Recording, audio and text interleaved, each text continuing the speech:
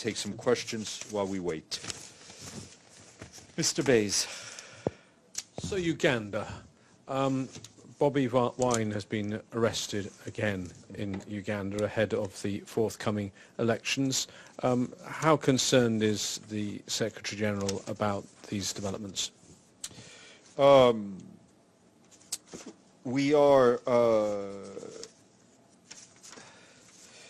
we've been following, I think, the developments around Uganda and the the presidential campaign. I think it's very important that state institutions, particularly security forces, act in a manner that respects human rights and the principle of the rule of law in order to include, for an inclusive and broad participatory political and environmental process.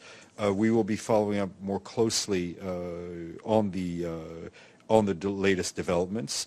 And I think it's important that all parties and political actors and government leaders work in a way that will ensure a peaceful election. A couple of follow-ups. You talk about peaceful, but the arrest has been followed by protests which appear to have been violently put down. There are even reports of people being shot by security forces, unconfirmed, and now some sort of curfew underway. How concerned are you about the current situation? Well, people have a right to demonstrate peacefully. Any excessive use of force by security forces anywhere is of concern to us.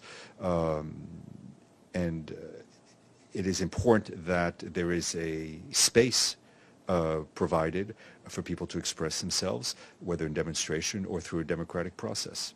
After 36 years in power, do you think President Museveni is going to allow free and fair elections? I ask that question because the EU now is not going to send a monitoring mission. The reason the EU is not going to send a monitoring mission is because it says it's done it in previous years, and in 2016 it made 30 recommendations of things that the Ugandan authorities needed to do to have free and fair elections, and not one of them has been implemented. Well, I can't predict what will happen. What I can say is that we hope there will be the space for the exercise of the democratic process.